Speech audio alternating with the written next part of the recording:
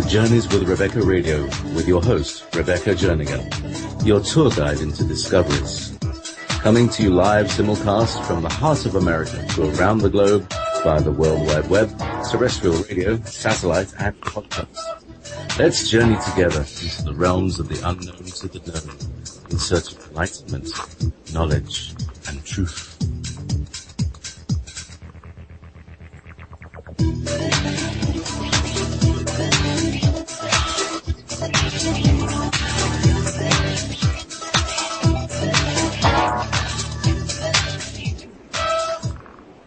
Good evening. I am here in the heart of America, broadcasting live and heard on Revolution Radio at freedomslips.com, Studio B, and also being simulcast on wolfspiritradio.com, and also heard at journeyswithrebecca.com. This is your host, Rebecca Jernigan, and you are listening to Journeys with Rebecca. And welcome to another awesome Friday night. It's really going to be a really fantastic night, you guys. I have lots of guests all together tonight. Tonight I have Bruce Fenton and Daniella Cardenas. They're a husband and wife team. They're currently based in Ecuador. Now, for those of you who have been following the show, if you remember, they were back on the show. They're authors of a book called 2012 Rising. We also have Stephen Strong and Evan Strong, which are father and son research team, and they're based out of Australia. We've got a literal worldwide show for you here tonight. Now, these two men are authors of 3 previous books, one of them by the name of Forgotten Origins, Constructing a New World Map, and Mary Magdalene's Dreaming, just to name a little bit here. Now, these 4 writers have brought together their knowledge and experiences to forge a compelling narrative of extraterrestrial involvement in human history, especially in respect to the origins of the current hominid form that we now know as Homo sapiens. They've co-authored a book, Ancient Aliens in Australia, Pleiadian Origins of Humanity. Now, they skillfully blend these together on the ground field explorations of Australia's most important ancient site that's located near Carryong. Now, this is with supernormal experiences that offer additional supporting evidence for a lost and ancient alien history. I can't wait to get into this. Carryong, with its prehistoric engravings, out-of-place objects, and engineered tunnel systems, is the focus point for this greatest story that's never been publicly told. So, in the background to this alien missionaries to the earth, who are the forefathers of all humanity. So it's a dedicated book to it shares many, many things. They're tonight in the chat room, and I'll get to that in just a second. They're going to be placing my monitor, Sherry, is going to be placing the links to both of the sites for all of the authors, so you can go in there and kind of check things out. It's really going to. I can't wait to get into this story and hear what everyone has to say about all of this. But in the meantime, please do log on to my website. That's journeyswithrebecca.com. Be sure to sign up for the free and confidential newsletter. You can get to that right from the right-hand side on any of the pages. Also, please remember that the radio stations, both of them, are commercial-free and listener-supported. So please use the support button found at freedomslips.com and the donation button found on wolfspiritradio.com. And while you're there, check out all the new features. And again, if you have a question for tonight, for the audience, or for the authors, rather, please do make sure that you put them in all caps so that the monitors know, then to forward the questions to us, and we'll try to get those answered during the show tonight. This is really going to be a one dynamic show with all of these people here. Now, Daniella is with us tonight, and if we have questions for her or she needs to kind of check in, she will. But she's going to kind of be sitting in the background listening to the show while Bruce is on. But right now I'd like to welcome all of you guys to the show, Bruce and Evan to the show. Welcome, gentlemen. And please, if you will, let us know whose voice belongs to who tonight. Well, I'm Stephen. I'm the older one, much older. And I'm sorry, Stephen. I did forget saying your name. I'm so sorry, Stephen, the older one. Oh, that's okay. Don't worry about that. I love that. That's great. I'm the younger one. Don't tell anyone. And I'm Bruce. Well, this is quite an undertaking you all have decided that you were going to put together here.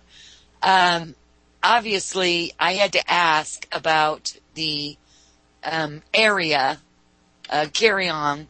I wasn't sure how it was pronounced because I'm not from Australia, from down under, and I've never been there.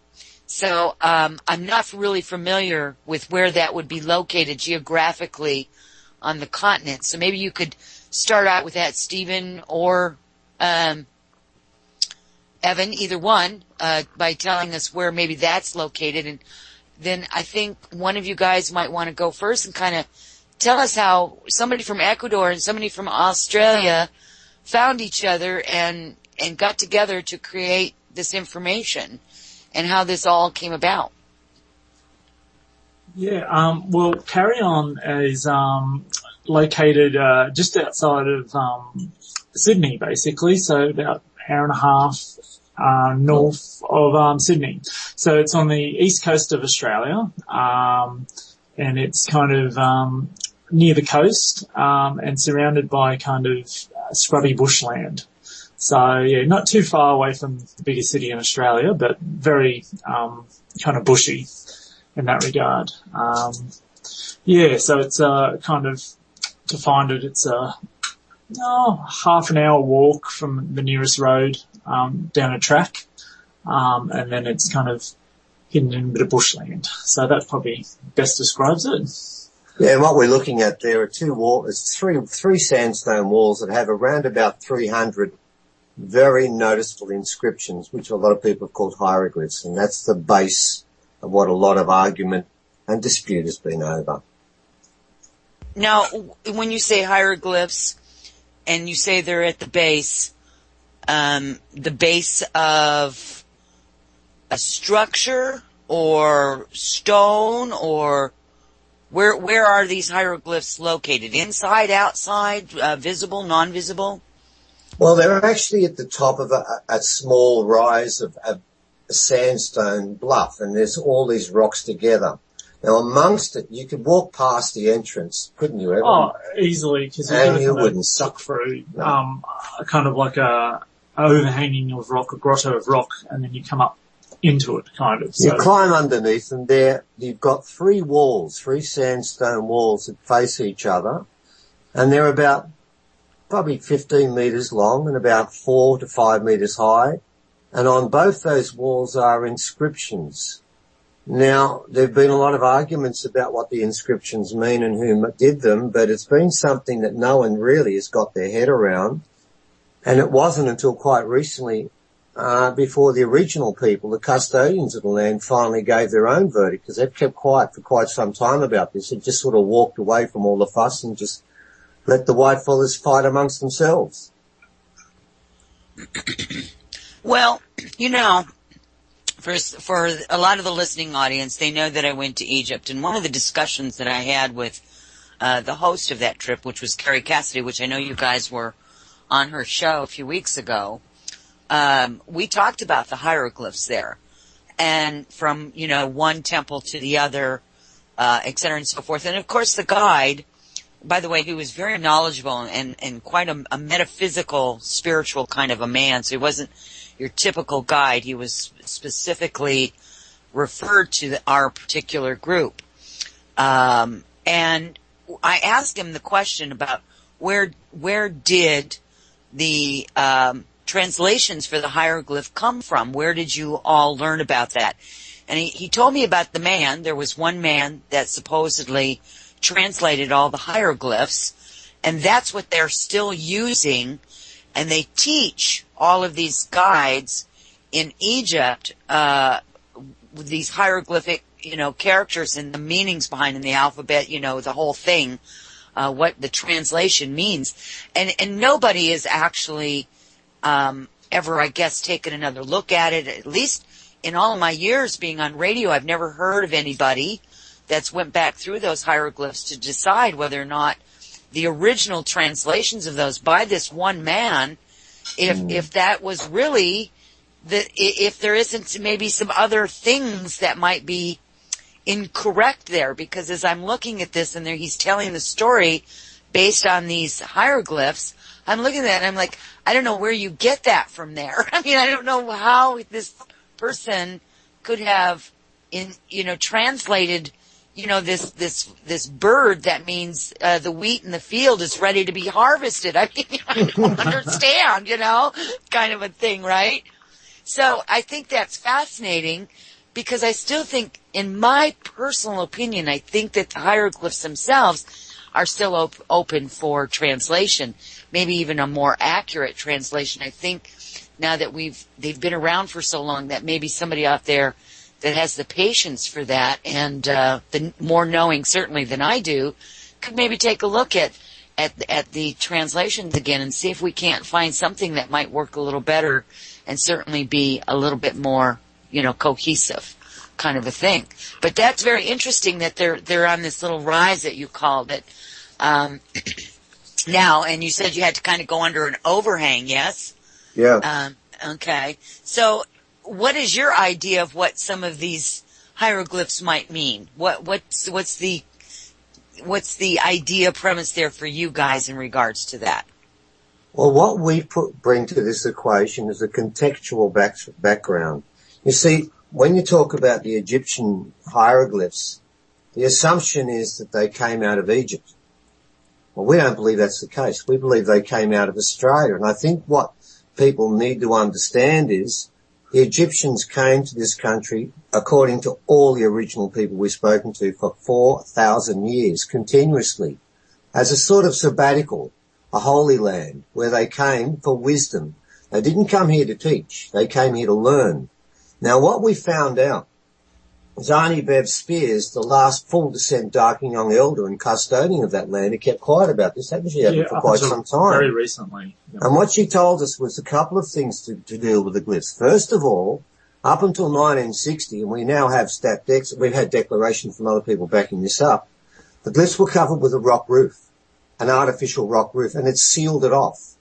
Now, in the 1960s, the roof actually fell. And that was the first time it sort of became more obvious to people. Before that, they just couldn't find a way in, because if you walked above, you couldn't see it. Now, what's important is that Arnie Bev also told us that the women would go up there and coat the glyphs with women's urine to keep it fresh. But more importantly, and this is the part we've only just got this from the last couple of years, and this has become a big part of this, there was an original language here before the glyphs.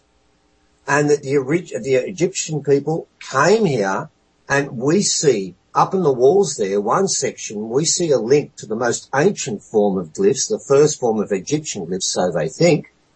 And we've got a book there by Ray Johnson, who worked with the Egyptian antiquities and worked with Dr. Abu Diagazi about this too. And they agreed this translation was right. And what they found was the one section we looked at there, which is Egyptian, we've got about an 85% match. But here's the trick. The other 270 glyphs, it's only a 44% match, because the Egyptian, the Sumerian, and all the ancient scripts are derivative of this script. So if they want to start deciphering the glyphs elsewhere, they need to understand they don't have the original text that it came from. It's in Australia. That's what we think we've found there, and the original people have backed us up. And we know for an absolute fact now that they were writing, and they had letters, they had symbols that meant things. And what people need to understand is when they look at these other glyphs, they derive, they're secondary. The primary source is what we're looking at here, and at another site we're working on at the moment. But at Gosford, when you look at this section, when you go away from the first one, look at the next two, a completely different narrative about the history of humanity. When you look at the Egyptian section, it's a story about two brothers, Nefertari and Nefertari, coming to this country, a narrative about one of them being bitten by a snake twice and then being buried. The rest of it is a completely different story. So when people look in Egypt and they say, what does this mean? We're not quite sure. Come to Australia, look at the walls there and the standing stones we've got, and you'll find the first message, the oldest message. Is that something you're going to share with us tonight? Yes, definitely, for sure. Kind of left us all hanging there. Both the new site we're working on, which has just been found, we find the same story. In fact, what amazed us was the two sites are separated by about, 700 k's? 800 kilometres. And the narratives, even though they've used different forms, are identical. That's what we find interesting. And I think that's the reason why we're having so much trouble in our own country with the authorities, because they know what the narrative is and they're not comfortable with it either. Okay. Fascinating. Really. Okay. So this brings me back to Bruce for a minute. Yes. How did you get involved with Evan and Stephen on this project? Well, actually, funnily enough, it came about because of our first book. A lady that had read that, actually an Australian, she was familiar with Steve and Evan and their work, and she actually sort of said to us, do you know these, what these guys are doing in Australia, involving, looking at some stuff to do with Pleiadians. Maybe you should take a look at their videos. And so, I did exactly that. Realised that it had it certainly had a link into, something I shared with you on the last show with the Pleiadian interaction we'd had, and that they had, encountered a message involving, a Pleiadian visitation. And at that point, I made the decision that it was worth us having a chat and seeing if perhaps, together we could provide a more complete message. That was essentially the idea. We could sort of both see that there might be some wisdom to that, because I suppose, it reaches different sections of the community, isn't it? If you've got the study of the sites and you've got the more esoteric, if you like, side of it. And, we've done our best to sort of merge that together. Well, okay, and so so this story is not just about the extraterrestrials in a sense. This is also about the interaction with the Pleiadians. So is there some indication here that the information that is there in Australia is Pleiadian, or is the story, as it were, that's being told about the origins of humanity a Pleiadian story, or another source? There's pretty strong evidence from on the ground in Australia that this is a Pleiadian message. I think that's fair to say, isn't it, guys? Oh, look, I think, Bruce, that's a definite. We can be specific about that. Look, it may well be that Syrians have been to other parts of this planet and they've worked with Homo erectus and turned into Homo sapiens too, but we have no doubt, and we've been told specifically by elders time after time. Look, in Australia we had about 500 different nations in this country before the whites invaded, and each of them had their own language, they had their own gods, and they had their own dreaming stories. But it is true to say, isn't it, Evan? Yep. There is one dreaming story, and that's called what, mate?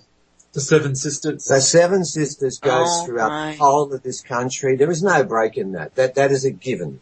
We have had elders who rung us on the phone and finished with the fact, don't forget, my grandmother told me my ancestors came from the Pleiades. There's no other place mentioned here. On the sacred mound we've just discovered, right at the peak of the sacred mound, we see 7 rocks wrapped around the only igneous rock, which is Orion. It's the 7 sisters of Pleiades. You can look at elders talking about the 7 sisters, and when they do, they will always look up and point to the sky. Now, a rock we've just been given, it marks out the Pleiades at a certain time of the year. There is an obsession in this country with the Pleiades, and the original people, the ones who still know the old ways, are absolutely convinced that their ancestors do come from somewhere else, and they know where they come from. And then Bruce, being part of this was an ideal link for us, because we've been so involved through University Press in hard science, and we've now got to the stage with the stuff we're doing now. I can tell you now, University Press don't publish what we're doing now. We've gone off into the stars now. But it really is a lovely blend between what we're doing, and as I said, we're doing hard science. We make sure our archaeology is strong. That's what we're renowned for. And then Bruce and Danielle to bring in something. And if I can just share something with you that made this link so important. is the people that we really work with, because they're all volunteer, the ones who work the closest with us, I swear to you, as far as they're concerned, we have most of the spaceship that crashed. They all believe they're reincarnated Pleiadians. All of them. In fact, I think we've got most of the front deck crew, I think, amongst us.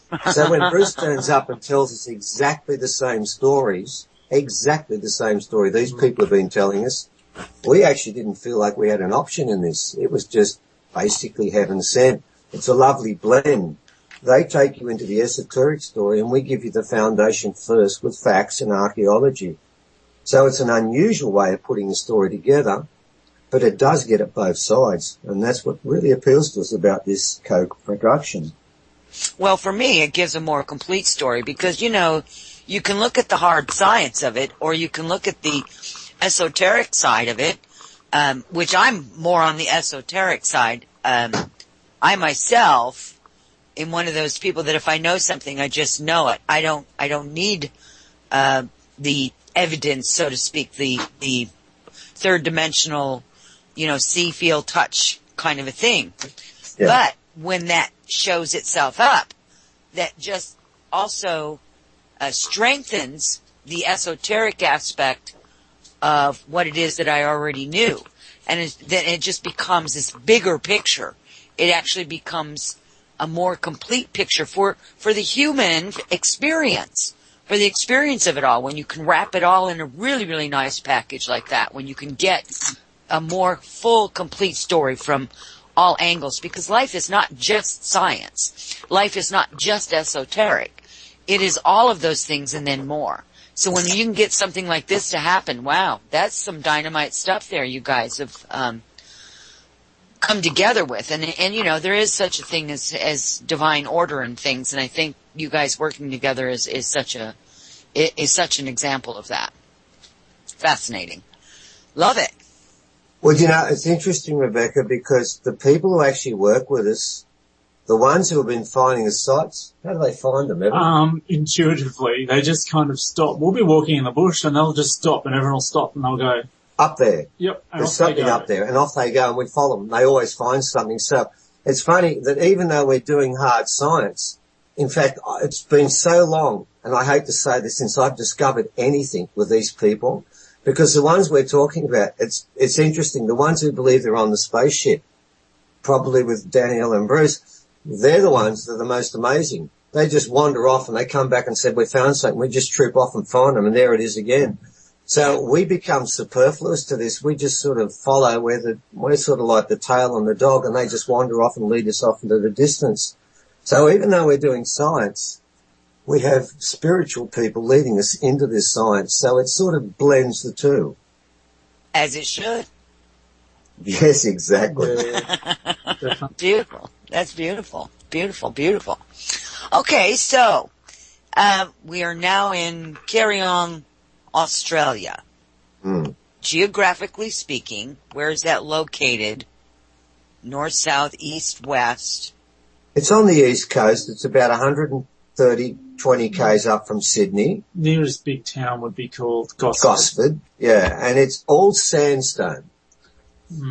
Now, the walls that we've looked at, I've got to be honest, Rebecca, at the start, Evan and I didn't touch carry-on glyphs at all. No. We didn't want to go near them. I mean, there's the whole history of people trying to debunk it. Oh, and it's very, very rancorous and it's quite threatening and people get very nasty, and we just kept away from it. We've been doing archaeology in the region, and we've been finding all these Egyptian insignias, engravings amongst Aboriginal carvings. So, like an ankh? An ankh. Yeah, with an ibis footprint. Figures with headdresses, that type of stuff. We saw profile people with one eye, and original people only do two eyes for people. We saw them in profile with Egyptian headdresses. We saw Thoth in ibis form. We saw a Thoth in ape form. We saw the Egyptian god of inheritance. And they asked us to come on board, the people who are protecting the glyphs, and we didn't speak about the glyphs, did we, Evan? No, not at that point. We said there were Egyptians in the region. We knew that. We were quite convinced about that, but we weren't convinced that the glyphs were actually legitimate. So we came into this place not as a convert, but as basically a cynic. But what happened was, when we got there, we ignored the glyphs because people had done that back to front. And we started hunting evidence around the glyphs, Rebecca, and that's what got us back to the glyphs. And what we found was, if you go to the Gosford glyphs round the back, and we've got it on our website, there's a massive shaft. It's been dug, and it's directly behind the glyphs, and it goes for about 10 metres. It's about 1.5 metres across, parallel. You can see the chisel marks on it. And the interesting part was that we'd seen pictures of it when we first went there. National Parks and Wildlife had filled it up with about 5 or 6 tons of rock, so no one could ever get inside to validate it. So what happened was, on one occasion, we don't know how this happened, do we, Evan? No, but the day before we got there with film crews, some people went to the shaft and took out the 5 ton of rock. And we got underneath there and filmed the whole thing. Now, I don't know who did that because that's illegal. So it couldn't have been us. But somebody must have done it. And lo and behold, the next day, there we were. So we went inside and we filmed it. And it does go for 10 metres. Then we found a second shaft and a third one. Now, we said to people, if it's a fake, well, this is hard work now. This is going to take thousands of man-hours to do. So we started looking further. And then we found another set of glyphs that no one had spoken about. And there, he told us, in the back shaft that we'd been in, a coffin had been placed there with the sacred shaft of the Pharaoh's son. Now that started to, because it's also on the glyphs that's written too. That started to make us think. Now for us, the most important piece of evidence, which we only got about 1.5 weeks ago, didn't we, Evan? Yeah. is directly above the Gosford glyphs, which are supposed to be fake. There are a set of engravings which are Aboriginal. Everyone said that. That's no issue. We call them star markers. Star markers. They're like circles that have been kind of engraved and pecked. Yeah. Now what happened was, someone saw these in 2001 when they were working on the glyphs, and they charted it. And they took that map to Sydney Uni. Now Sydney Uni actually looked at it and said, this was done 2,500 BC. Now that's very important, Rebecca, and I'll explain why. Because the glyphs, if they are Proto-Egyptian, are around about 4,600, 4,700 years old. Well, 2,500 BC is 4,600 years ago. But the problem was, everyone said the map was lost. Well, about 2 weeks ago, we won't go into the details, we got the map. And here it says here, on July the 15th, 12 o'clock, 2,500 BC, it maps out a massive star chart of how the sky was then. Now here's our point. What are the chances the Egyptians started cutting into that rock, in that section there, 4,600 years ago, exactly the same time directly above it, the original people put up a time chart for us to tell us when it happened. And they're exactly the same time. That's when we started to go back to the glyphs and think, hang on for a sec, there's some clues here. Then Auntie Minnie Mason, original elder, gave us an Egyptian piece of metal jewellery, which was a perfectly circular clasp that was found between the two walls. And then she gave us a piece of material that we've taken to a base hospital, who've told us that it's definitely an ancient bone. And it's got the same density as a bone. We actually had it through a CAT scan. They did it for free. They were taken by it. That was found between the two walls also. So what we started to find was all the associated evidence that was Egyptian, all the engravings in the region which were Egyptian. And now when we start to look between the walls, when you're picking up jewellery and bones, that's when we started to talk about this place as being at least Egyptian. So that's why we got into this. Not because we wanted to, because the elders told us it was Egyptian, and because the evidence all around this particular place said it was Egyptian. But of course the big surprise was, Rebecca, it was only the first narrative that was Egyptian. When Auntie Bev and others started to point further, then we found out it was a Pleiadian story. One of the most common glyphs in that set of engravings is what we call the UFO glyph. Yeah, it's the most common. There are 8 UFO glyphs of the 300 hieroglyphs there. They all look like UFOs. It's not our saying, it's what all the public say when they call it. And some people said the reason it's fake is because someone put UFO glyphs there, and we all know UFOs don't exist. And that's been one of the arguments to prove it doesn't exist. But the UFO glyphs are ancient. They're part of the narrative. Wow. Okay. So, wow. That's a lot of information there. I'm really surprised, first of all, that you even got somebody to do a CAT scan for you on the bone. It'd be interesting to find out if there's any DNA left in it, and what that would tell you. And I think it's also very interesting that in the glyphs themselves, and the story becoming Pleiadians, and the Egyptians portion of it, could tell quite a different tale about, or maybe add to, the story of humanity, the origins of humanity. And I think it's really also very interesting is that about 2 years ago I had said on my show, I was like, there's so many places on this planet that we are not hearing information coming from, and surely this planet has been inhabited, besides just a few areas that they'd like us all to believe that there was just some inhabitants. But when they go in and you start doing these archaeological digs, and you begin to see that there's all of these ancient sites everywhere around the globe that's not being talked about, that's not being explored, that's certainly not being advertised.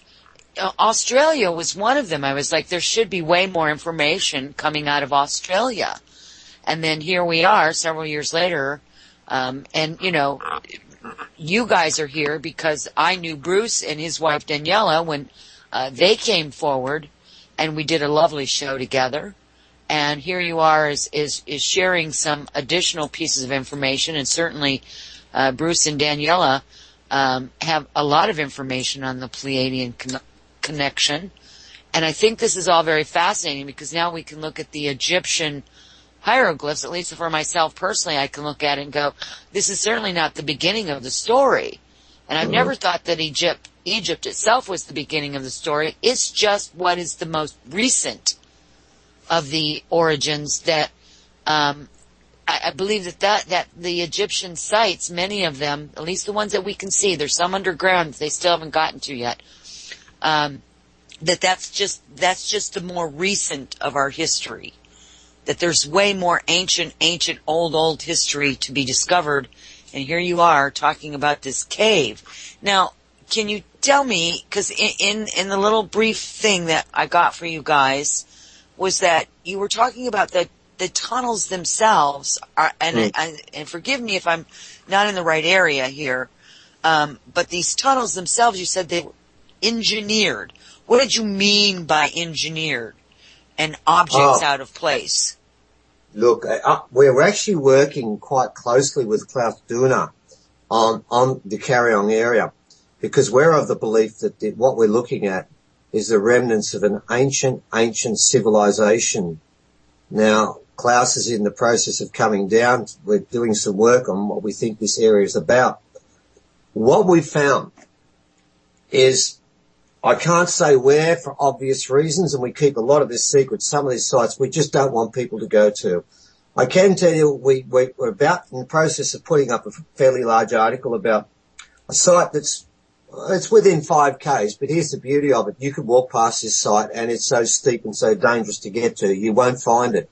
In fact, I look upon it as the second most dangerous site I've ever been to, and everyone knows what the worst one is, don't you? Yeah. This is not much less. You've got to jump across a chasm about 3 meters and put your foot on one foothold and then spring back the other way to land into the entrance to this place. I didn't enjoy it, I can assure you. Now, here's the trick. When you get there, if you've seen the rock walls in Peru and Chile, this is what you've got here. I can't put a stick between the cuts of these rocks that have been cut into one another. Well, I found there 3 walls, and they make a total of over 20 meters. And these are foundation walls, and the base of each of these walls is 180 centimeters by 6 meters, 190, 189. They're the 3 base walls, and they're all cut horizontally. Then there are 3 layers of bricks placed on top of them. And they hold And we stood back and looked at this, me and the other guy, one of these empaths. We'd look back and we can't believe what we see. On top of it is a sandstone shelf of at least 100 ton. And the three sets of walls are perfectly parallel to one another and all of exactly the same height. And they take the weight of that. Now we're sitting on a 50-degree slope. The construction involved in this has blown us away. There are so many rocks that have been cut at 90 degrees. When you first get there, you get overwhelmed by those rocks, don't you, Em? Oh, you do. You don't even look at the walls. It's only when we went back the second time and I spent a day there measuring it and realizing how this had come about.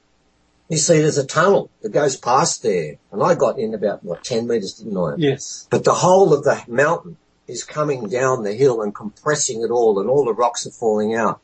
There is nobody on this planet that will tell you that that is natural. It just isn't. We haven't got the pictures up yet. I've got all the photographs of it, and we're sort of in the process of doing it properly. But this is part of a series of walls, because we found other walls in the region too. This whole area, which Carry-On is part of. When I said there's an ancient story there, that ancient story isn't just 4,000 years back, like you've been saying, Rebecca. We're going back, and Klaus and I, we're all agreed on this, we're going back into six figures, hundreds of thousands of years. Yeah. We believe that there was a massive civilization there, and the rock walls we're finding are part of it. And honestly, when you look at how they've been put together, we know that that other rock wall was mortared onto a cliff, wasn't it? Exactly. We've got mortar. We've got pictures of mortar that's come out of the rocks onto there. Now remember, the original people are a rock and stick technology. They don't have metal blades. So theoretically, up until Captain Cook and the British invaded here 200 years ago, there wasn't a metal blade in this country. Well, that's a lie. That's a straight out lie. We're not even convinced.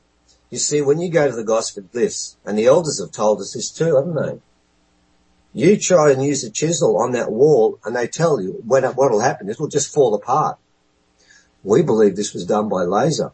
So we see that sort of technology there too. Not only at the Glyphs, but we've got, I think in one of our YouTubes, the third one, we found a compass, a perfect compass with a very hard rock. A perfectly round circle. You couldn't make it rounder, and it's about 2 mils across, and there are 8 arms pointing to the directions, and it's a perfect compass. The funny thing about that is it's 45 degrees off north. That's what's interesting. And my question is, okay, this has been cut with laser or some fantastically fine metal tool, and they got it wrong by 45 degrees. When was it last 45 degrees from where it is now? So we see a lot of evidence of, it's not terrestrial technology, something much more ancient. So yes, there's that area of Carry-On is definitely. We've actually so far looked at 2 sites that Klaus has given us, and both of them have been spot on hits. They've both been ancient technology. We only have 148 more to go in that same area. just scraping the surface. Yeah, that's why Klaus is wanting to come down, because he wants to bring the technology he's got that got us these hits that you'd never find any other way. So we're just beginning this story in Carry-On, and of course there's a story elsewhere too. It's not just Egyptian. It's an ancient history that belongs to humanity. We found it's a metal artifact, but within this metal object is a crystal embedded in it. So, and that was just found on the surface. Yeah, right next to Carry, in the middle of the bush, and and the metal and the crystal are made together at the same time, and it's part of a bigger piece of machinery. My question is, what is that doing in the middle of the bush, kilometres from civilization? We've only had tools like that in the last 20 years. It looked ancient and rusted. You know, this just pulls in more and more about what, I bring people on my show. I myself talk about it, about our history is so much older. And, as I'm sitting here listening to you guys again, and I'm just, being a part of what you're sharing, I keep asking myself the same question, and I never come up with an answer of, I don't understand, and I've never understood why that the original or the real history of who and what was here before it is such a well-guarded secret that they've gone to such great lengths over all of these eons of time to make sure we haven't discovered it, and yet we still discovered it, and yet even as we make these discoveries, they're still denying it. And I'm like, I can't get there from here. Why it would be so important for them to try to subdue the information when they know that eventually it's going to be found. It's going to be found. It's funny you said that, because Evan and I were smiling at each other when you said that. And can I give you an example of what has happened in this country? And it happened December the 10th last year. Oh, absolutely. I'm sure This will give you a very good example of how much they're still fighting. December the 10th last year, what we decided to do is because of the stuff we were finding around the glyphs, we called in the ABC, which is the Australian Broadcasting Commission, and they do the whole of Australia. They reach everywhere. Sure. And we invited a lady by the name of Mary Louise Vince to come on site, and we'll show them the real story. And what we did was we didn't take it to the glyphs. We took it to the new glyphs that no one had found. The shaft, the 3,500 star markers directly around within 5 k's of this place, plus the star map above. We took them to all the other evidence. She was so taken by that, she went back to the studio and made up a news grab. On December the 10th last year, we got a phone call from one of our so-called hippie friends that never gets up before 10 o'clock. It's 7 o'clock in the morning saying, it's on national news. We turned on the national news. The second item was 1 minute 40 seconds. Very pro-us, wasn't it, Evan? Yeah. Extremely pro-us about the fact the Egyptians were in Australia. It was on Triple J. It was in West Australia. It was in New South Wales. It was all over the country. Second billing. Second billing, 1 minute 40 seconds. Then we turned on the website, and there it is. It was embarrassing, Rebecca. It was too pro-us. There was nothing negative in it.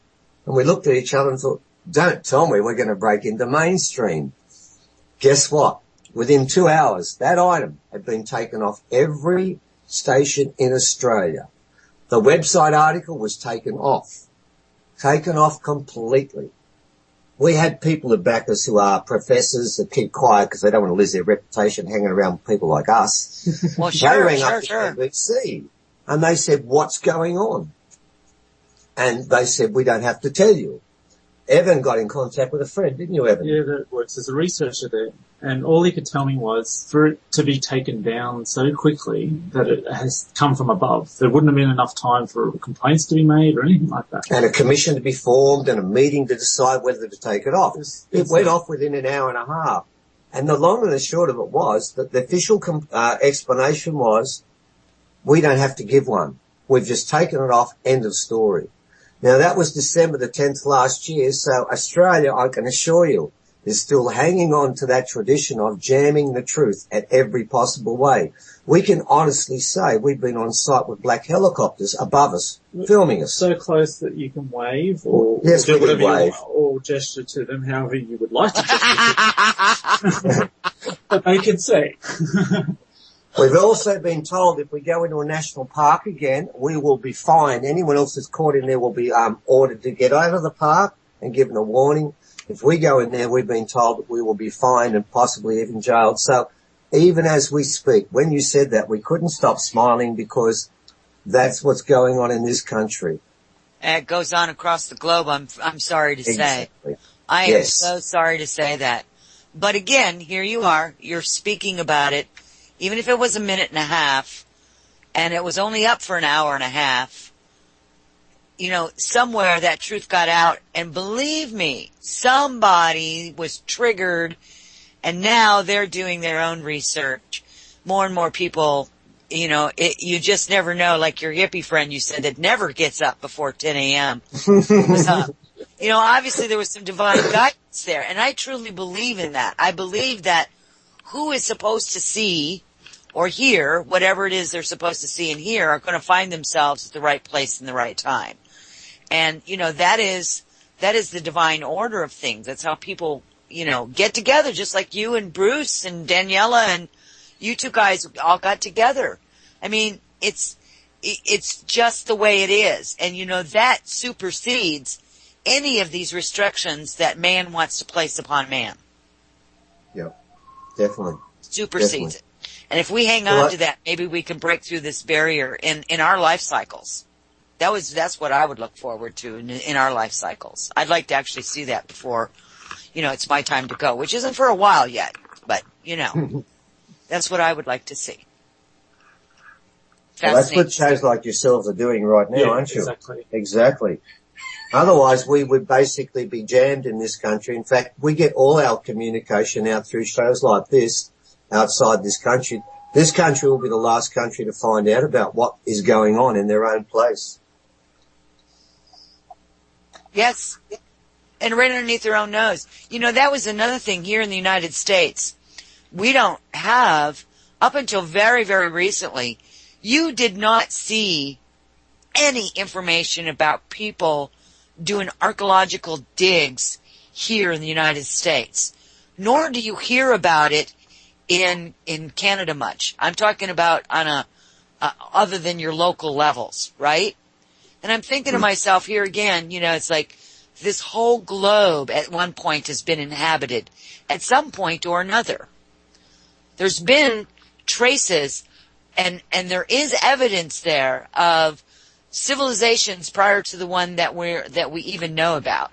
So now what we have is we have some shows, and of course you have to understand they're still mainstream, so they're doctored, they're not total truth, but it is a start where we have people that are actually running around the United States and doing some archaeological digs, and it's being presented.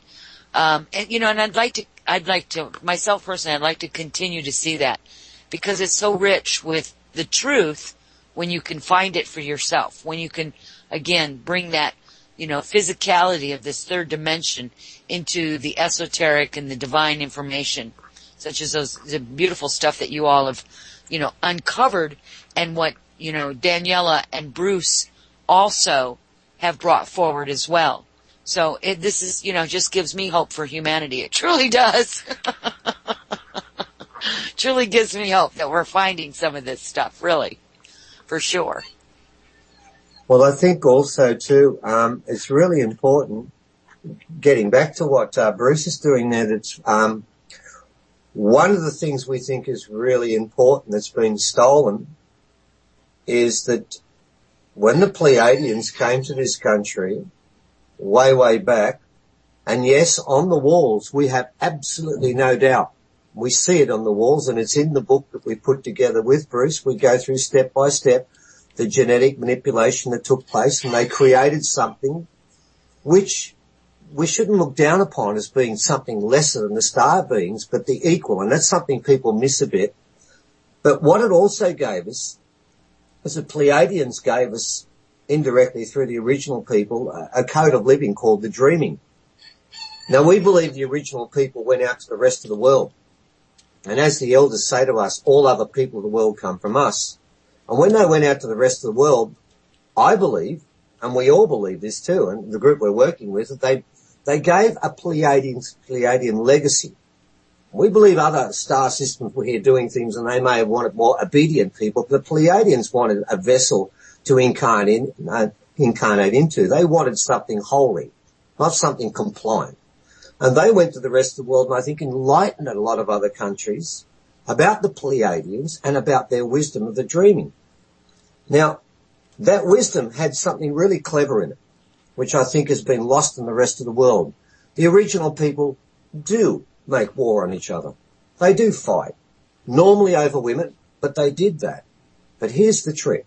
When they did it, and this is what the Pleiadians taught them and what the original people tried to teach the rest of the world, it had to be on neutral ground, and you could never go onto another person's country because the spirits made them, those people on that country and that land, not you.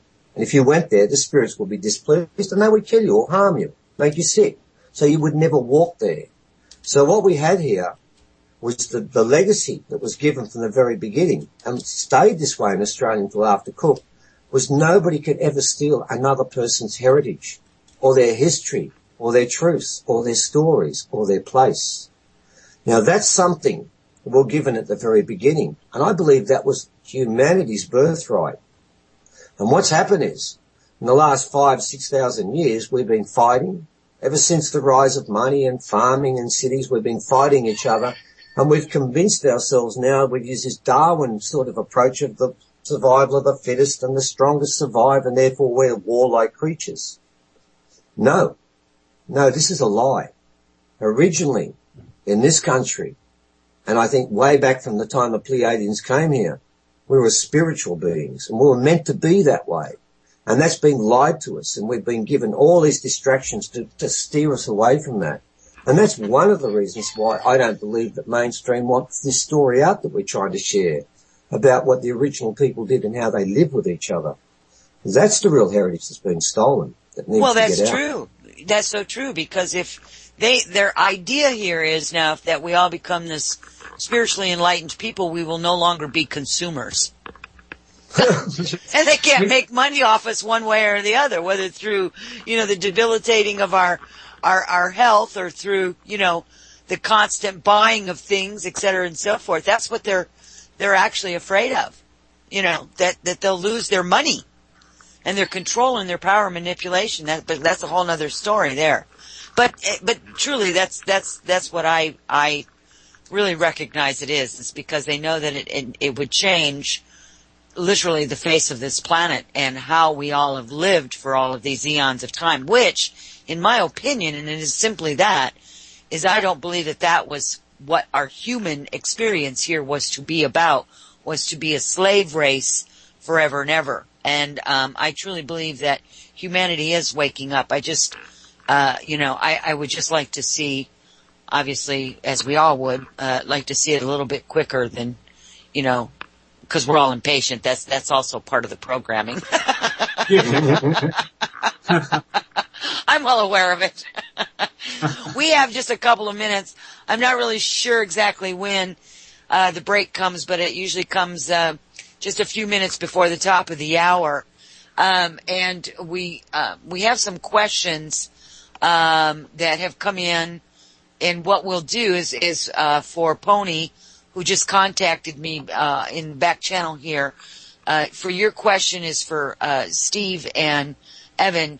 We'll ask that after we come back from break, because it's a long question, but it does have it pertains to some of the information that you shared earlier on in the show, and then of course we'll hear back from Bruce and Daniella if she's available or if she has something to say.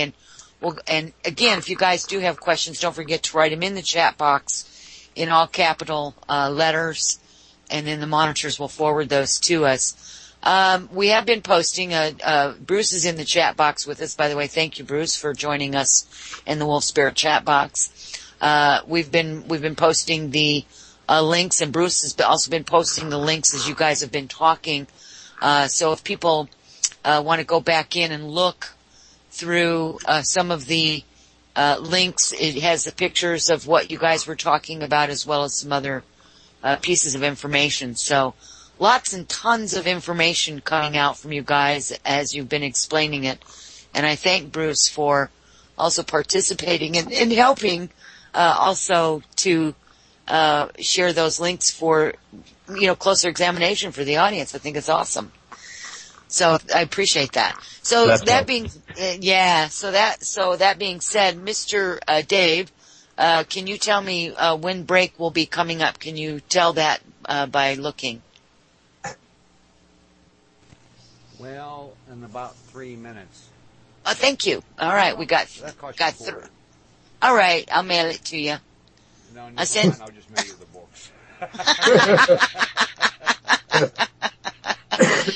Well, I think this is really fascinating, after digging around over there in Egypt, you guys, and really understanding, it's one thing to, see pictures and, to have somebody tell you what it's like, but until you get in there and you really start digging around on your own, it really makes such a huge difference. It was an extremely eye-opening trip for me personally, the Egypt thing, in regards to how little of the truth of who we are, where we come from, has been out. My own guides, of course, have, shared their story with me about humanity and how we got here and et cetera and so forth. And, so this really does help a lot. It really is really a kind of an interesting picture to put together for me as well, your description. That being said, here's our music. There's our cue.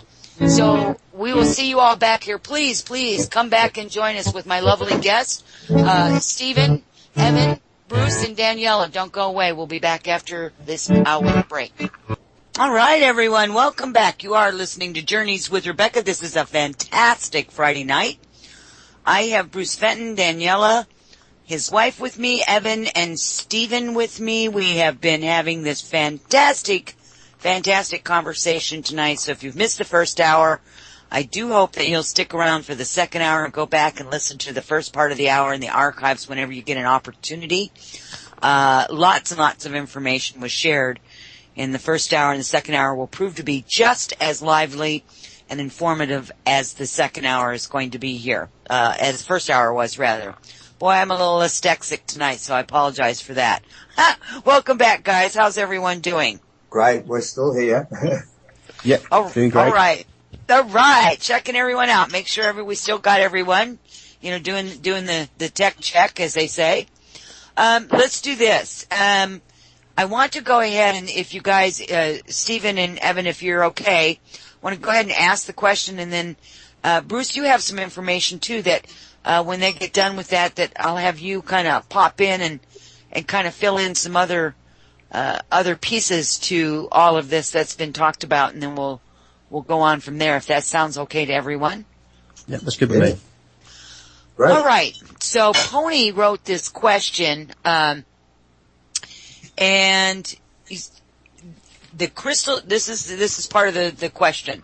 The crystal ship you mentioned, have you thought that maybe it was a comet and that's why they changed its shape / form 9 times as presented in your video?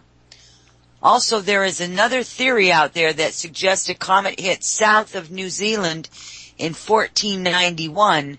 This may have sent a tsunami over the site of Gosford and taken the roof off the tomb. So basically, do you think that it may have been a comet instead of a ship? Yep.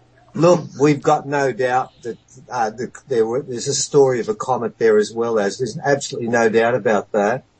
But we also have, from Arnie Bev, and I'll refer to her because she is the Darking on Yelda, we have absolute confirmation.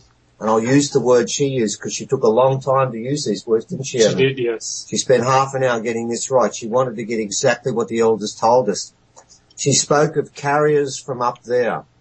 Very specific about that.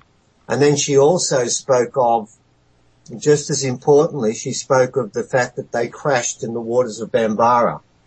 So yes, there was a comet there. I've got no denying that. There's stories of that. And yes, there was a tsunami at that stage. We found shells up in a cave that's nowhere near the waterline as well. So it's definitely evidence of there being a rise in the waterline. I think it was 100 metres up, wasn't it? Yeah, it was. Yeah, we found shells 100 metres up. Definitely got that right.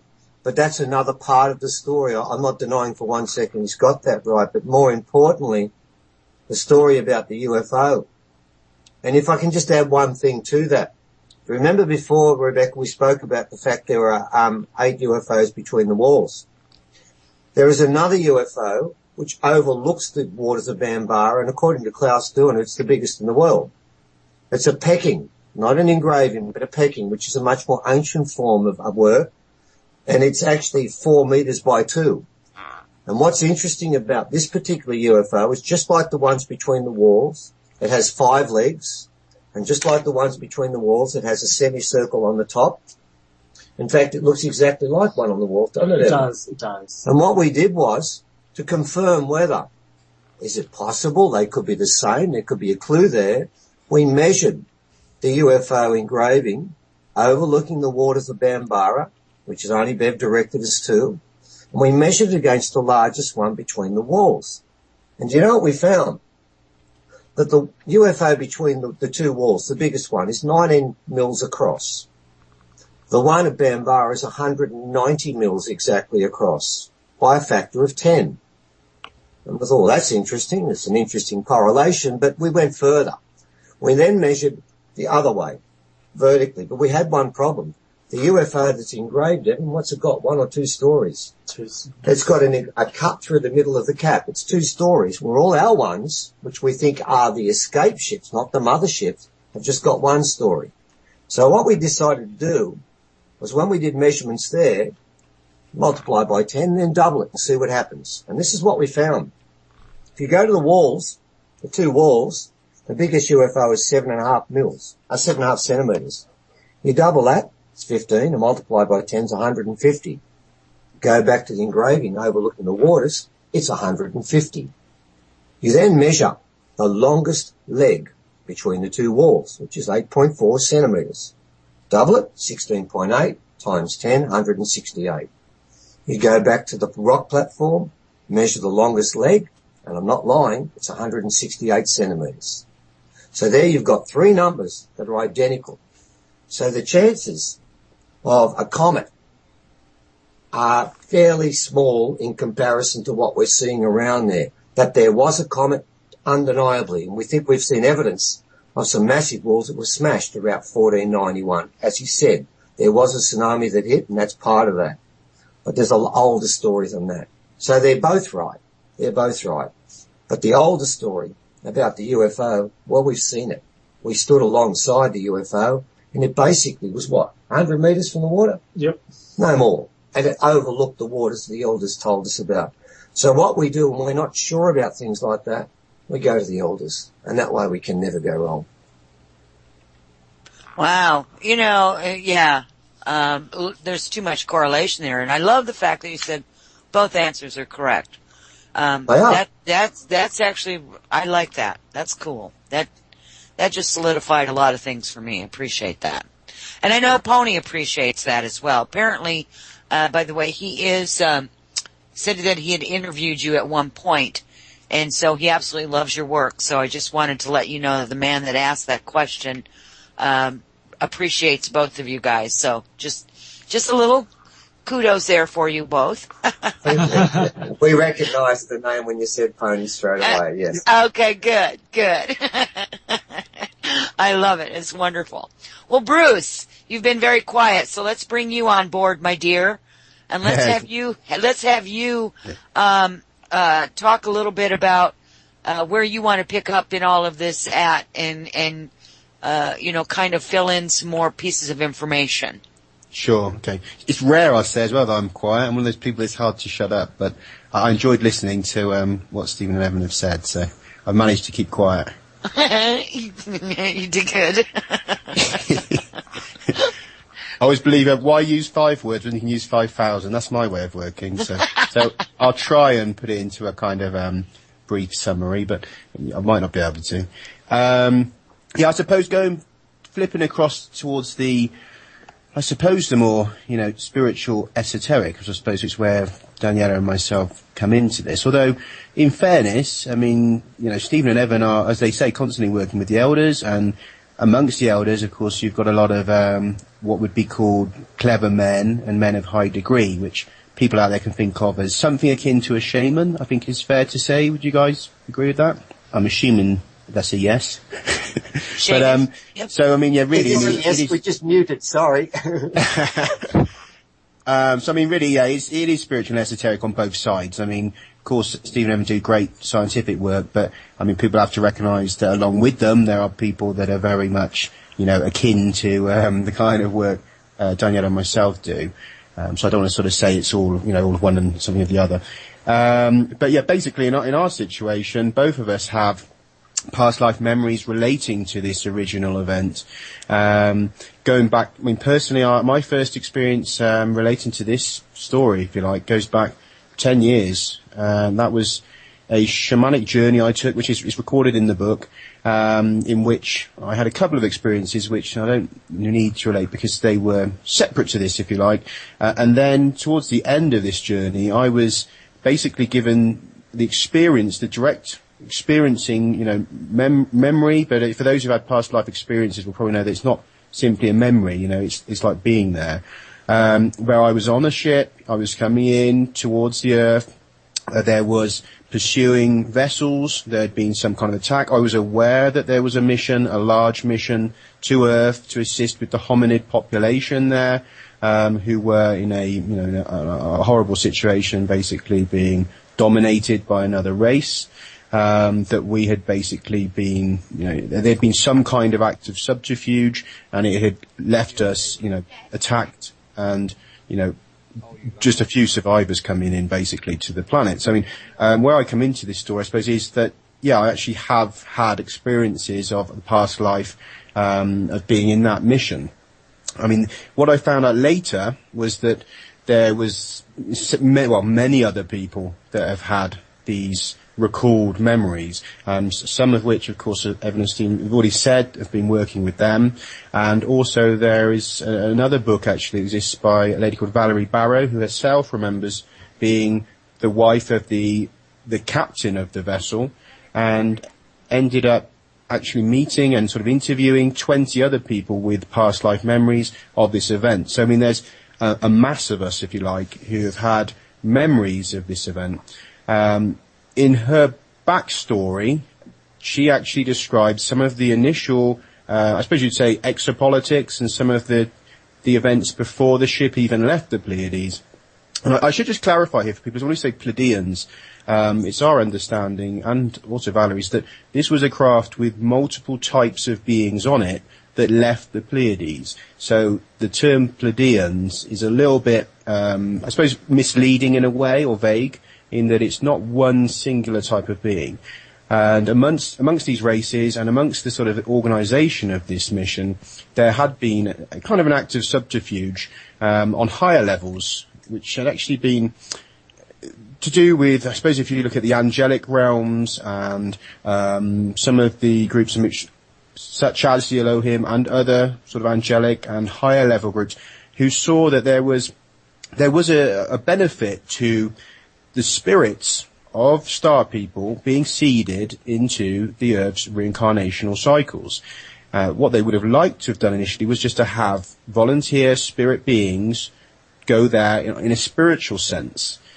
But when this mission was proposed involving a physical visitation of the Earth, they also saw wisdom in this idea that perhaps some of this genetic material of these beings going into the physical evolution of humanity would also be useful.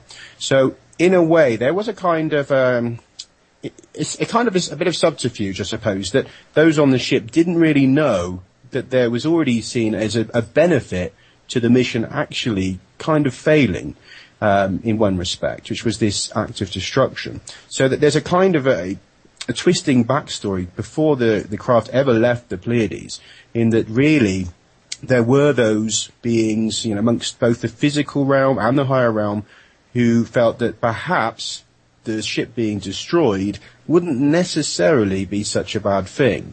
So this might sort of surprise some people, but they have to remember that in these realms, and even for the Pleiadians and other more advanced races, there's a full knowing that nobody dies. In the great game, nobody actually dies. We all play our roles, and then we go on, take the next hat and, carry on playing the game. So it's not really that sort of difficult to accept that this wasn't sort of some sort of evil subterfuge. It was simply seen as this was the highest good that could be done for the Earth. So there's quite a sort of complex backstory, which then leads, of course, to the craft, going there, arriving and being essentially ambushed, and with some, such as myself and others, ending up in these smaller craft descending to Earth, which is the story, of course, in the glyphs, showing the destruction of the mothership and then these smaller craft coming down. And so you have at least now, well, I'm not sure how many people are working with Stephen and Evan, but more than 20 people, for sure, so far that have these memories, which obviously involve this backstory, if you like, of, they just, and some of it going back to before that, to the sort of the game that was being played in higher realms, if you like. Well, it goes along with a lot of the storyline, so to speak. We're all carriers of information. We all have carriers, or we all have pieces of the information. And what we can access is obviously is dependent upon the individual and where they're at in their understanding, their growth, their openness to explore more esoteric outreaches of their existence as in a human form.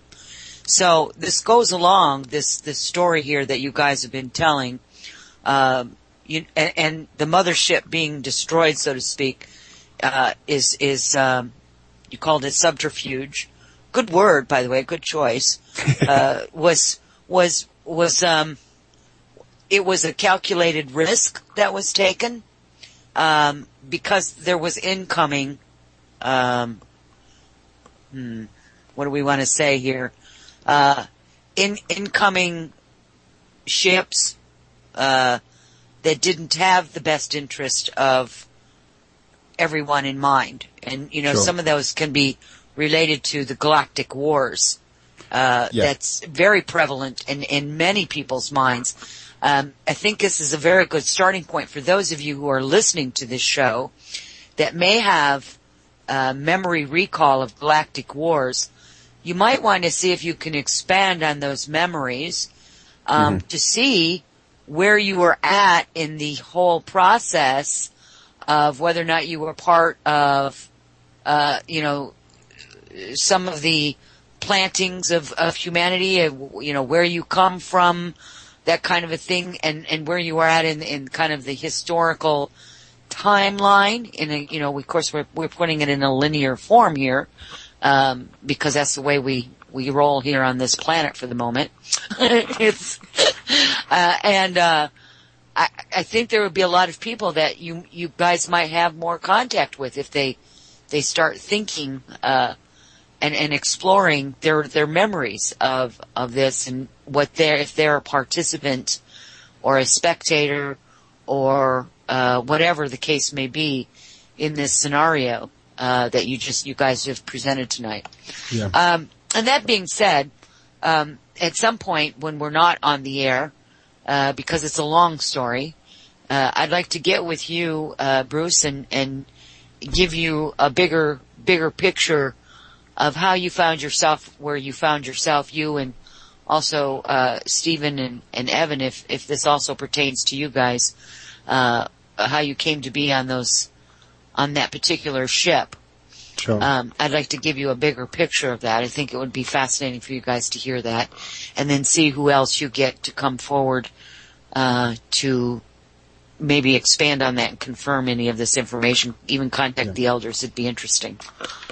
And I think, like you say as well, it's probably worth just, I'm always sort of aware that, of course, as we all probably know, that the history of this planet, goes back way before this Pleiadian mission, even though we suggest it was around 1 million years ago.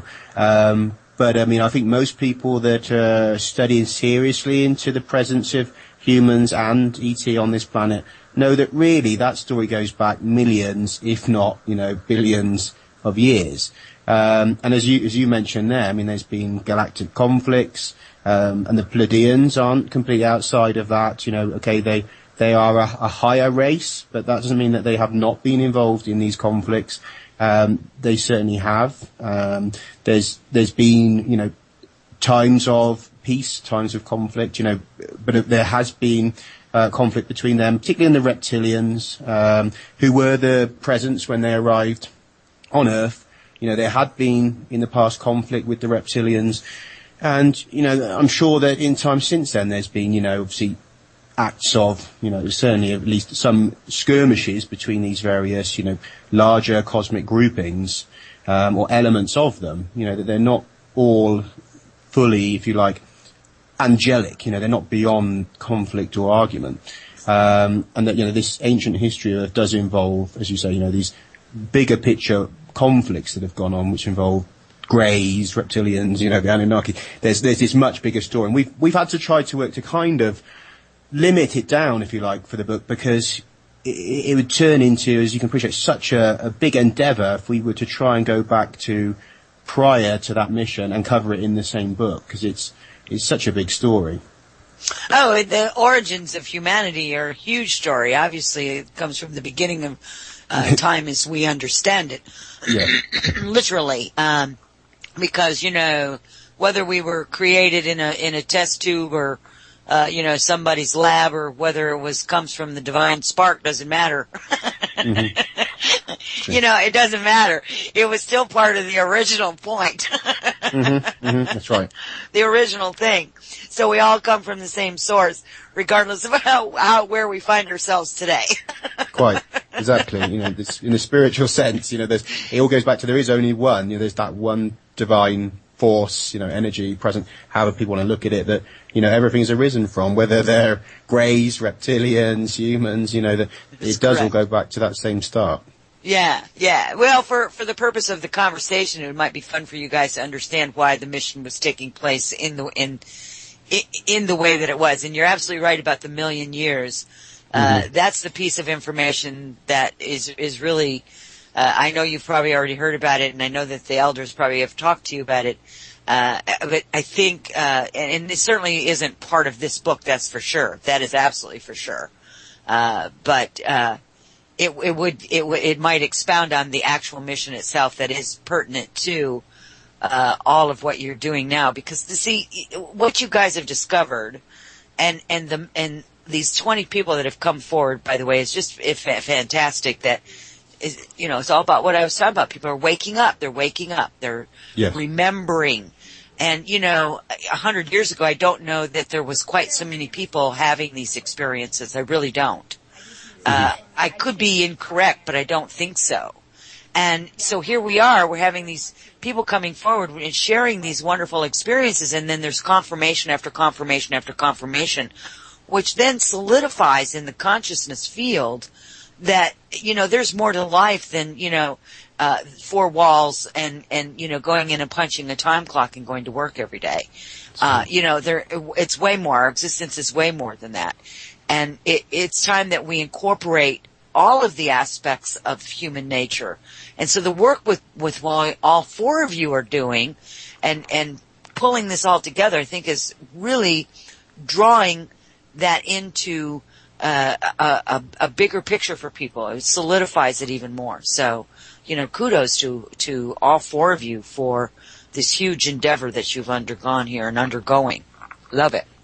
Thank you. And of course, when you say 100 years ago, I mean, even if there were people, perhaps even from, say, the same mission, who remembered things, to speak about it back then was, pretty much going to have you locked away in a mental home, wasn't it? So, I mean, or, into some sort of psychiatry. So I mean, you'd have to have been pretty brave.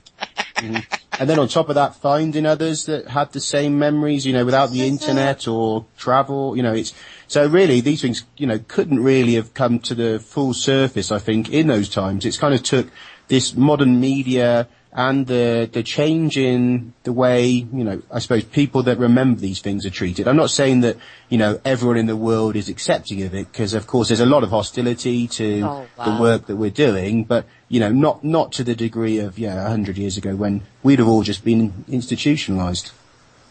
Yeah, pretty much. Exactly. So Bruce, back to you, my dear. We didn't let you kind of finish up with what you were saying, so please go forward. Okay, that's some of part of that backstory, as I say, is coming from Valerie Barrow, who's a friend of Stephen Evan. I haven't been to Australia myself, so I haven't met her, but I have some contact online. So I'm pulling in some stuff that you say is not actually in our book, but that I'm aware of from the other people that have remembered, some of these events. What we do in the book, though, is we give our understanding of kind of what happened after these craft, arrived on the planet's surface. Now, some of it is, of course, what you call it, I suppose, intuitive deduction and intuitive speculation, or that we believe is mostly true, but we don't have the physical evidence to give to people. But we do describe part of how the process worked to ensure that the hominid species at that time, which would have been something akin to a Homo erectus or something very similar, and how that was gradually, bred, if you like, and guided through to becoming modern humans. And one of the key points that we sort of make is that, of course, if you just have these star people on Earth for one of their lifetimes, even if those may have been in some cases slightly longer than normal human lives, it wouldn't have been long enough to have guided this process, let alone to then guide these new beings into a greater spiritual understanding and into a new form of civilization. Of course, learning the Dreamtime wisdom. There would have been so much to try to pass on and so much directing required that really, in the end, there was only one way to do this. And we just sort of describe this in the book, is that in our understanding, any higher being, if you like, any being that has worked on developing its consciousness to a significantly refined level, which includes human masters, such as, say, the Buddhist lamas, are capable of directing their consciousness into a rebirth. Therefore, they can decide, I will enter into this next body, in this place, in this form. And this is exactly what the Pleiadians did. They realized that the only way to guide this experiment was to join the incarnations of those beings that they were helping to breed. Therefore, some of those original, so proto-Homo sapiens were actually, had spirits from the Pleiadians inhabiting them. It was the only way to direct the experiment. And this is the point where you have this whole group of ETs who literally take the decision to take the plunge and become human, because they know there is no other realistic way to guide this experiment. If they then go on back to incarnate to higher realms and to other worlds, the chances are their experiment will fail. The few beings that they have helped to create will quickly forget the message and will be basically absorbed back into the existing population, which is far larger, of these Homo erectus, who are just essentially slaves and know very little. So you have this long-scale experiment. And some of the evidence for this is still found amongst the original people in Australia. If you look at the interbreeding rules and laws, the law, as you'd call it, in so many cases, you see what looks like a directed scientific experiment has been overlaid over them, where you may have 8 family names or family groupings, and another 8 who, and there's lines between them of who can breed with which one and which one can't, as though someone has set down some very defined guidelines for this breeding to ensure not only that there's not negative genetic traits, but that they are the most positive results of any interbreeding. And it's literally still there, still functioning all the way up to today. And so these beings have been there incarnating as humans ever since the start of that experiment. And this is where it comes in with these people remembering, basically they are all the ones who took the plunge and decided we're gonna stick with it and guide the experiment. That brings up a whole other set of things, I don't know where you're talking about these laws at, but we have those here in the United States. I'm sure there are other countries that have those same kind of laws. And, you've always understood it to be is because so that there would not be negative genetic fallout from family members breeding with family members. Yes, but I think probably Stephen M. could probably fill you in a bit more, but they seem to be far more complex amongst the original people in Australia. Yeah. Rather than just being, your immediate family, there's this complex framework in some of the sort of, the tribal groups where, it's not clear that those people would be related, but yet they would be forbidden from interbreeding. So it seems that in their case there was something much more complex going on, rather than just to avoid the negative traits. It was as though someone said, well, if that group breeds with that group, there's a positive trait, but there's no actual, if you like, genetic interbreeding reason why you'd say, well, they shouldn't be able to marry each other. So it seems that theirs are more complex than any that I know of. Yeah, I think that's really fascinating because obviously that's a kind of a memory, so to speak, right? Mm-hmm. I mean, that whole concept there is a memory, that complexity. But what I guess what I should have said was that it kind of melted through into other civilizations because there are other countries that have similar laws. They aren't identical, but it begun somewhere. So what we're talking about is the beginning of this whole structure over there in Australia. So that's what I find. That's what I find fascinating is that there's this bleed through that is carried on in different parts of the globe. Go ahead. I don't know if it was Stephen or Evan that wanted to chat. One of you guys wanted to chat, so come on in. Yeah, look, Bruce got that spot on, actually. The system in Australia is called moieties. It's the only part of Aboriginal culture we won't write about because it's just too difficult to even touch. It's considered the most complex social arrangement system in the world, and that's probably an understatement. But you are right about that. Definitely, Rebecca, there's a genetic section there to do with the fact you can't marry your second and third cousins, but it's also a matter of fish can't marry emu, and they could be genetically fine. There are other things that take place there. When you are born, you're given different moieties, different spirits that you are related to. Yes. Now, if your moiety is a black snake, you cannot kill it, you can't harm it, and if someone else harms it alongside, you'll break into tears and cry because it's been harmed, because it's actually your brother or sister. So there are certain animals you can't eat because they're moieties too, and then you've got tribal groups.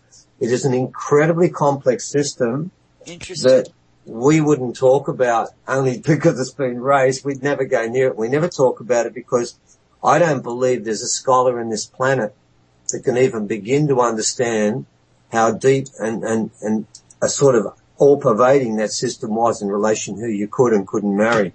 And I do believe it's a throwback from the very beginning, from the very start. Absolutely fascinating, though. When you stop and think about it, can you think about that yourself. I mean, you can't kill a snake, but a black snake or whatever, and you see somebody else doing it and it just kills you. You just die, you just cry. And you wonder, well, why am I crying over that snake? And so, it's something so deeply seated that you don't even remember it. Yeah. They do remember it. They do remember. Yeah, they remember the connection. Yeah.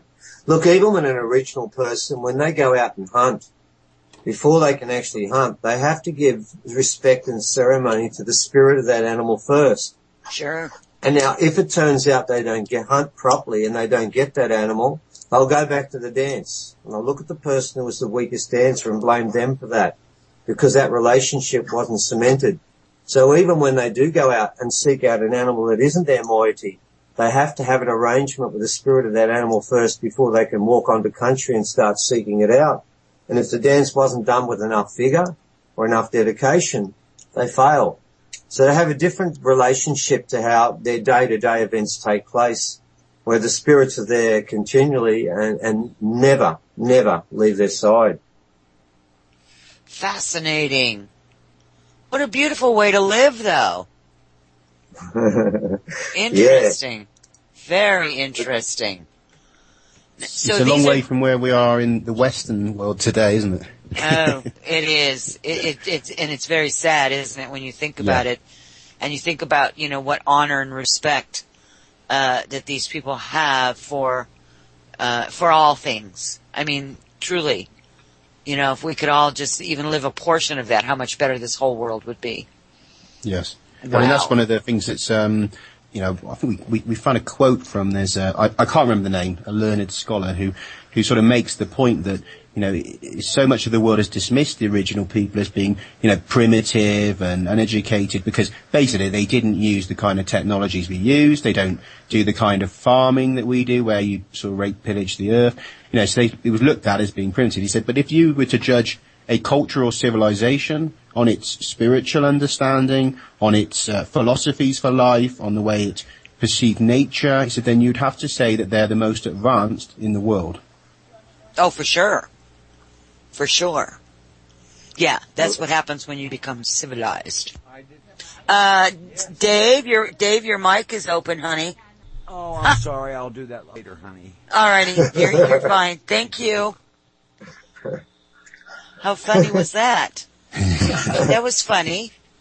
Thank you, Dave, for the comic relief for a moment. That actually was quite funny. Anyway, so Bruce, was there some other points that you wanted to make tonight in regards to the research and your kind of connection with all of this yet?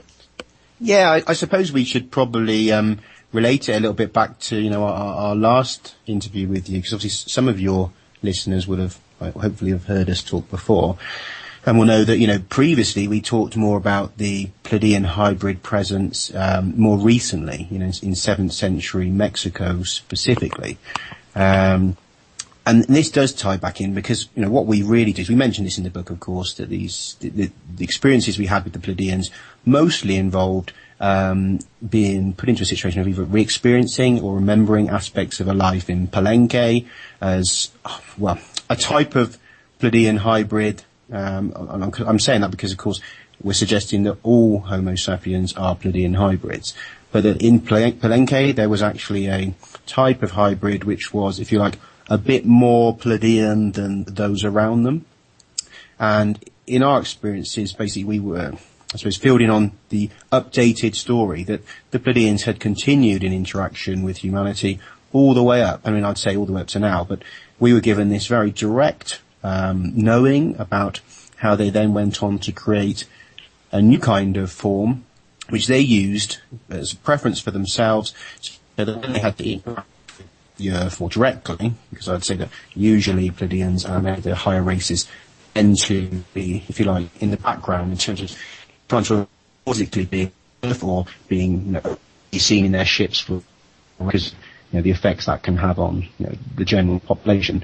At that point, they made themselves a set of bodies which they then directed their consciousness into and took a more direct role in actually guiding some of the specific civilizations. The Mayans being one of them. We'd also, if you look at the Sumerians and others, obviously there's evidence to say, ETs of different kinds were doing similar things around the globe. But we have this experience of the continuation of this Pleiadian mission and this directing of human civilizations into a much more present era. So we try and fill in the fact that, this isn't only a mission that happened 1 million years ago and that, the beings just helped create Homo sapiens and then kind of took a back seat. I mean, at points throughout that time, I'd say that there's been specific missions by the races that are working together under that banner I call Pleiadians, but the Pleiadian Alliance might be a better term, that have come, and done direct interaction with civilizations on Earth, and that, of course, Egypt's another place where you see evidence for that. So we try and expand in the book on that larger story and the more updated interaction of these beings, because, it really isn't just an ancient story, and it's going on to today, of course, in the fact that the events we had, the interactions we've had have been last year, so the Pleiadians are still involved, directly with people or beings on this planet up to the very present moment. So it's an entire continuum of relationship between the ETs and, the Homo sapiens, which will, I imagine, only keep going towards a point where they become more and more visible to the general populace. Yes. Hip hip hooray for that one. Yes. When that happens, then I will be a very happy camper. Thank you for that, Bruce.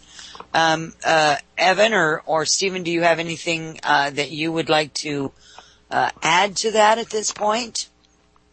We should probably talk about the site up our way, actually, I reckon. Yeah. The Standing Stone site. Yeah, actually, it sort of follows on from what Bruce said.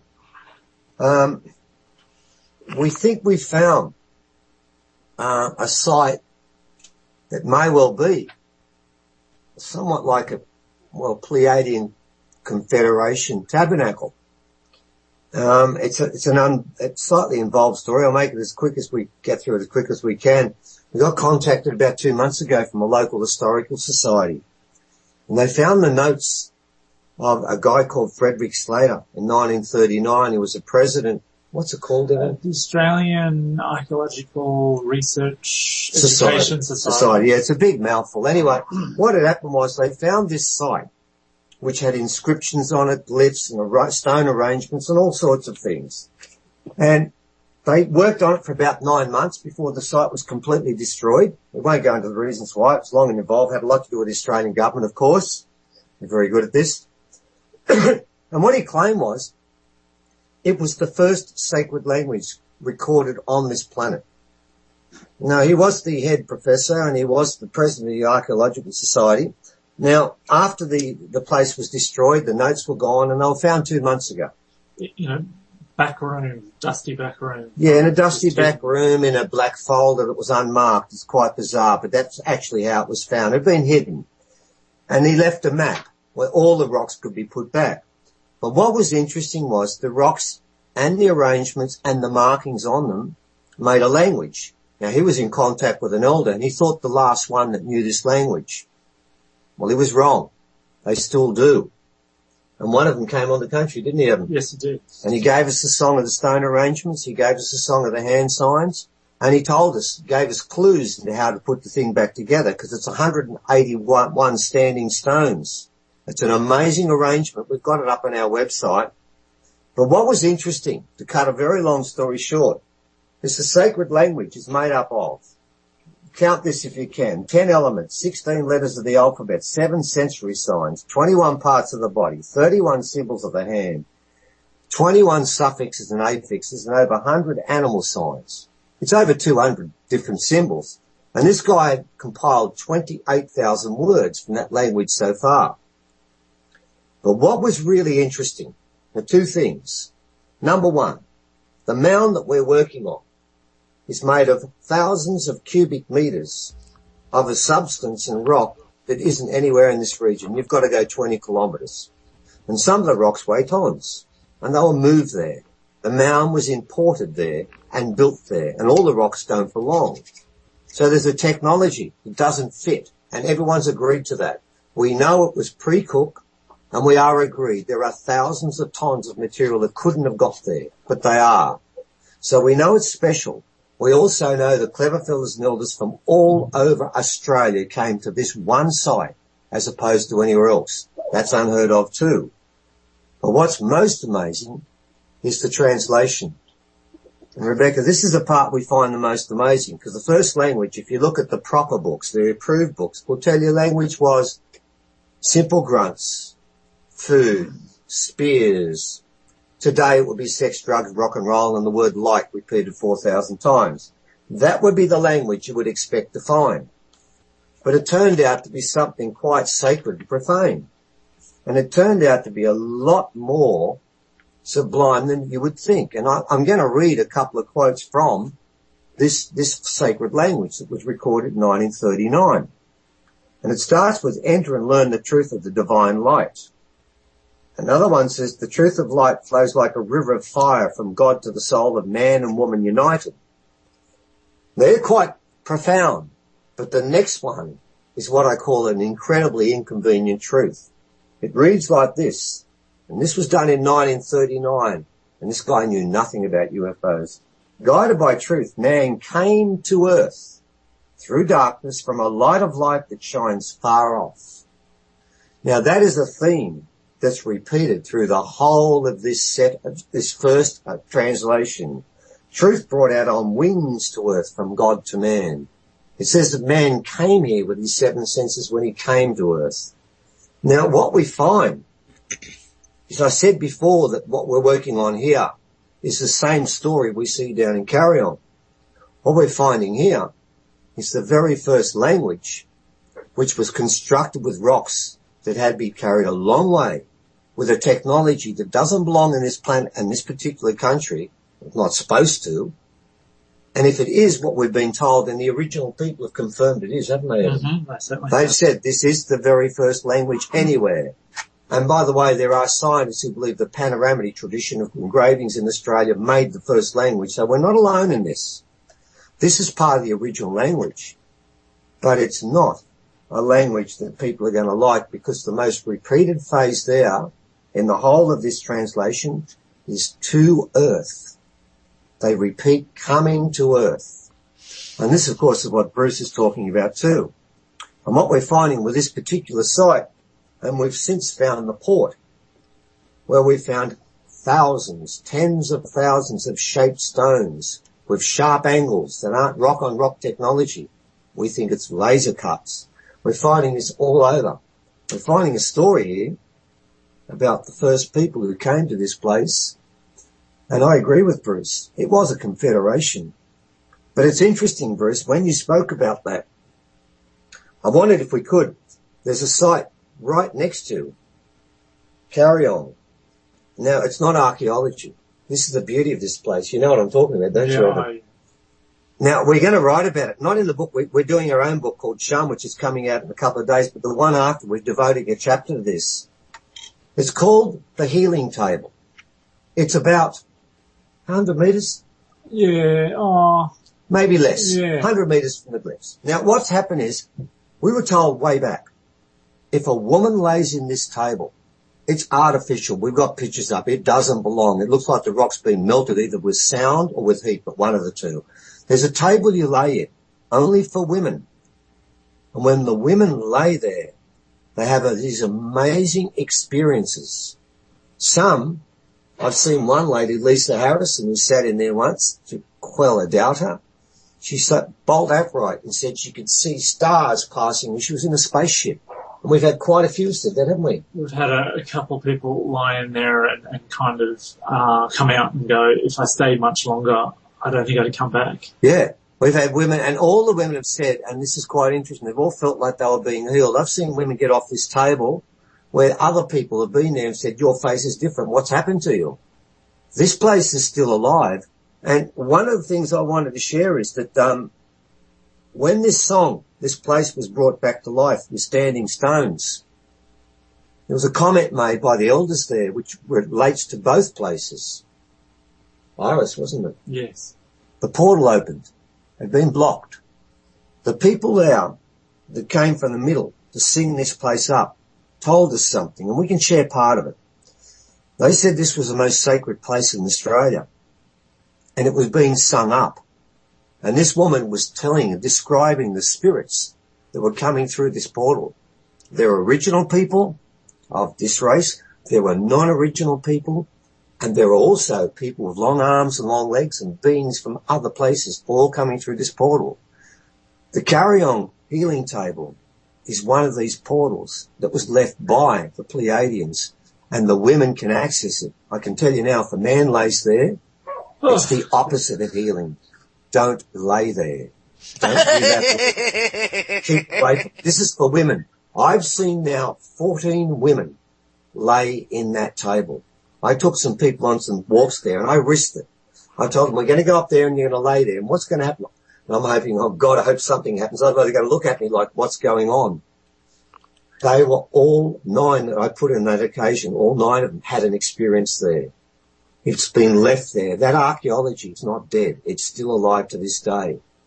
But what is really interesting now is, according to the elders, that site opened up all the portals in our country. One of the reasons why the elders have been sharing all this information with us, and a lot more we didn't talk about today, is for this reason. They believe there's a massive change afoot. They don't go on the Mayan calendars. They go on the spirits of the land telling them this. And that portal that was opened at that place about 3 weeks ago? Something like that. Yeah. That begins something in our country. We honestly believe, the elders all believe. We had one guy that came from the middle, paid for it himself, his own plane fare. He had to come across and get this started. And there was a council of elders who were involved in that decision to give this language up. Now, we've got the language in front of us, and we're now at the stage now where we're going to put those stones back together, slowly but surely. The same way Stonehenge was put back together.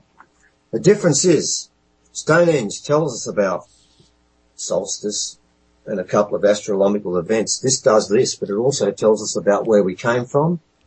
The Standing Stones is called the mystery track of life. It's supposed to contain, according to the person, the archaeologist that worked there, he claimed it's the basis of all knowledge, all science, all history, and all forms of writing. And he also says it contains the basis of all knowledge that has been, that is, and will be. So it's prophetic. So we're of the opinion that these sites that we've been talking about, they mark out an ancient history, but they also mark out a prophetic change in what's taking place. And that's something the elders have made very clear, and we wanted to make sure before we finish this show that we let people know, yeah, it's archaeology, but it's circular archaeology. You see, in Australia, the original people don't see time in a linear sense. They see it as a circle. It repeats itself. And what they're telling you is, look out, that archaeology and those stories are coming back. Now, the sacred stones, the standing stones, were found now because this is when they were meant to be found. If you put that story along with the story between Carrion, you got no choice. The way we see it, we have to stop behaving like global vandals and realize we actually are galactic citizens.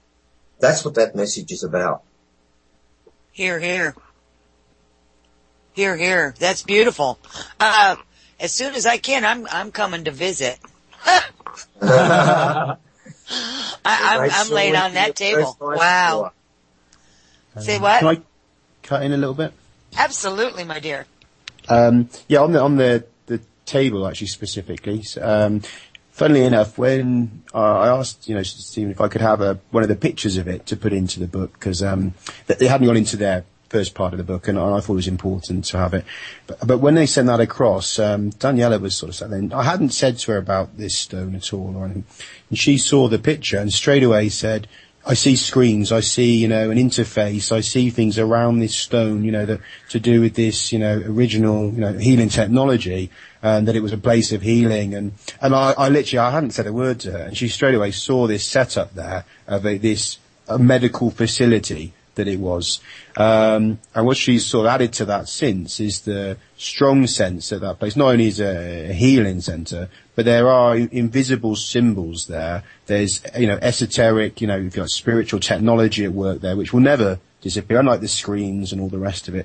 There's been, a frequency put into it, if you like, and symbols that have been put into that stone in a way that is difficult to explain, but that it will never be removed, and it will always be, a healing place. And that there are spirits that literally are, sort of guarding it, that there's, that, and as they said, you have to be sort of a bit cautious, and obviously it's, like I say, as you say, women's business, not men's business. But there are, spiritual beings that watch over it, and that it will always be a healing place. And that was, honestly, without knowing anything about that rock at all. So here's what I would love to do is, first, this conversation could go on for hours and hours. Evan and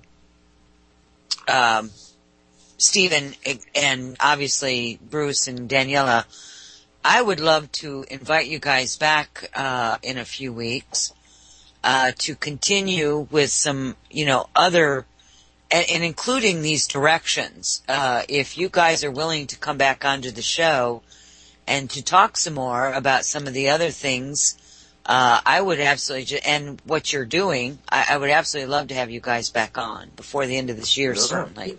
More than happy to. Right. Yeah, I think that there's just way more information here than, this was a lot for people to wrap their mind around. Really, you've given so much information, all of you guys have tonight. And for people to just hold on to this, like them to get some time to kind of, I call it the downloading process, and so they can assimilate the information.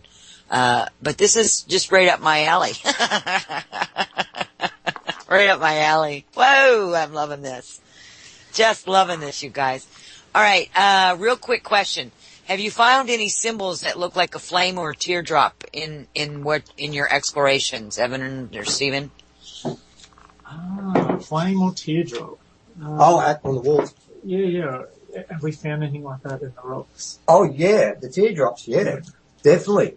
Okay. Yeah, I can think of about 3 on the walls because you got to remember, those walls, nobody's got the right translation. I've read translations where they put the word of, the, and with in it, and I'm thinking, you're making this up as you go along. It really is difficult for anyone to be sure, but definitely there is. Okay, so let me do this for you guys. Them. I've got a picture that I would like to send to you. And when you come back on to the show the next time, I'd like to have a really long conversation about this particular picture that I'm going to be sending to you today. Because when I seen it, I had specific information, and I'd like for you guys to look at it and see what it does. It's another site. Oh my God, we've run out of time. But I tell you what, guys, we have posted your websites and everything.